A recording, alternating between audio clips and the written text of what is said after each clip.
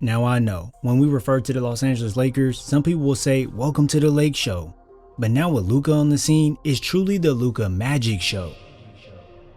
When you get a player like Luka, you have to take everything that comes with it. Sure, he's going to have some turnovers, sure he's going to take some questionable shots, and yeah, his effort at times can be subpar. But when you have a player who can give you 30, 10, and 10 on any given night, you honestly have to accept what comes with it. Luka is someone who can affect the game greatly with his scoring, as he can do so in many different ways, and even if he isn't carrying the team with his firepower, well, he can take over a whole entire game with his ability to pass the ball at one of the highest levels we've ever seen. Players like this come into the league only ever so often, so let's analyze why Doncic is so dangerous when he steps on the floor.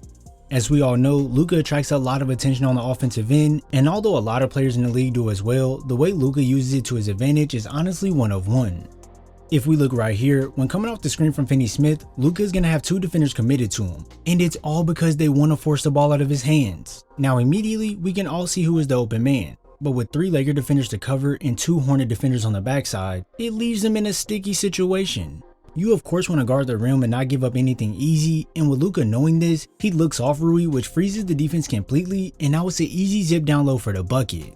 When you guard players who can read the defense this good, it's not something you can do all alone. So that's why here you see 3 Clipper defenders smothering him to basically stop him from doing anything. And hey, you may think it's a little overkill, but when you see that Luka is still able to find an open Gabe Vincent in the corner despite the triple team, it shows you that you're dealing with a talent that is one of a kind. Now the defense doesn't just double him to stop him from making great passes, as it's more about stopping him from scoring the ball, because if you allow a defender to go out by himself on the island, it's a pretty slim chance that they don't make it back home. Now don't get me wrong, I understand that Luka will force up some bad shots and whatnot, but come on now, when he starts hitting shots like this, he becomes virtually unguardable. So with that being said, defenders rather not have Luka get on a heater when it comes to scoring, but also letting him pick you apart with his facilitating isn't what you want either. With both things on the defender's mind, you'll see them double Luka on the attack while McDaniel slides over to take away any further penetration or pass to Hayes. Now most of this movement from the defense is to take away any scoring opportunities, but as we roll the film, you're going to see Conley rush to get back out to stop a pass, and as Luka gets even deeper in the paint, you're going to see Clark look towards the ball to take away the next pass, but with him not being aware of his surroundings as he was locked in on Doncic, here's where we see Hayes be able to catch, load up, and slam it home. This ability to break past the defense to get downhill is what puts the defense in a tough spot to begin with, as now you're in scramble mode to help stop them, but this here is a huge mistake. Like yeah, I understand that you need to make an effort to help your guys out when they get beat, but if we are all aware of how great of a passer he is, and we all are looking at the same screen, me and you both know that Luka is able to make this pass to Vincent in the corner with ease. Not only can he get it there, but also when Hayes is uncovered inside the paint while Luka is attacking, this lob over the top becomes extremely dangerous. Now look, don't be over here cheating. If you've already seen it, don't spoil it, but comment where you think Luka is going to send this pass. Okay, 3, 2, 1. If you guessed the Hayes, then you would be correct. But hold on. It's not the alley-oop connection. Luka decides to act as if he's going to lay it up to make sure Mark Williams commits fully, and now the wraparound pass to Hayes is right on point. Being patient like that allows for plays to fully develop, such as here when Luka receives the ball on a post-up, he isn't rushed to start moving or pass it immediately. He instead scans the floor, and with him knowing the weak side defender is going to help over, he sends this pass across the court to the corner right when Dante gets one step over too far, and now you've given up 3 points. Yeah, containing him is probably one of the hardest things a defense has to do, because if you choose to blitz him, well, this pocket bounce pass is something he can use to defeat the defense. If you send multiple guys at him on his attack, he can still send the pass over the top to connect with a teammate for a 3-ball. And when they fail to stop him from touching the paint, it's like he has eyes in the back of his head as he sends his pass to Reeves without even looking. This level of mastery is not something you see often, and although he did all this with the Mavericks, we cannot lie. When you're on the Lakers who get the most media attention and pressure to perform, this is when you really get to see who is built for the moment. For Doncic, there's not a defensive scheme he hasn't seen that he can't beat.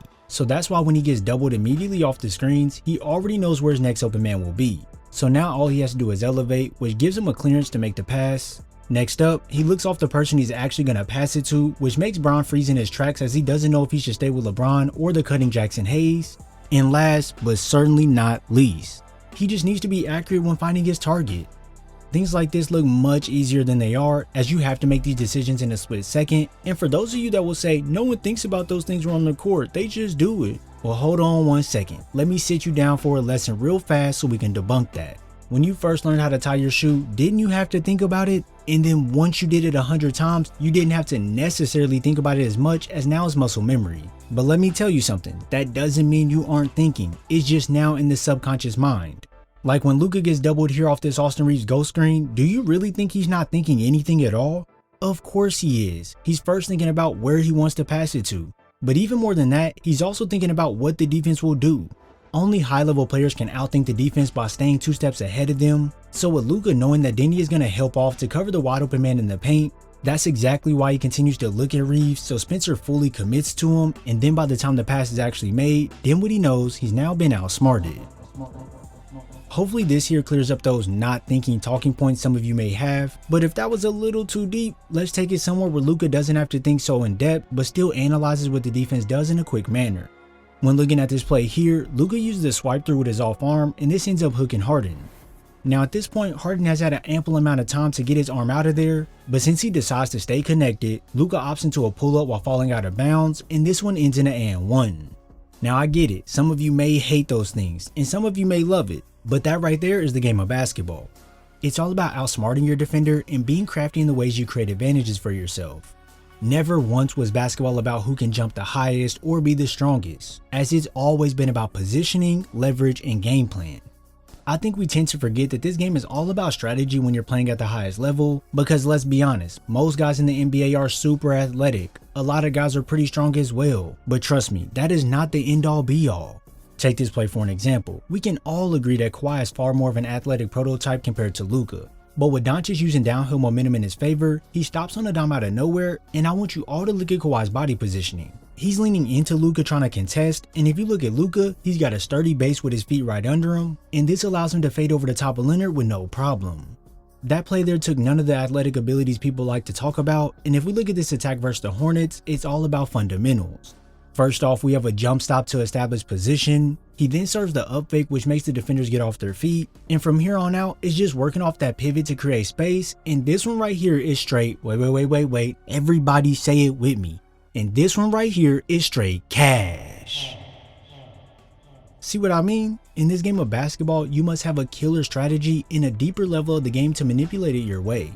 This here's why you see the Lakers at second in the Western Conference, because whether you like them or not, JJ Redick has implemented a solid game plan on a nightly basis to have them succeed.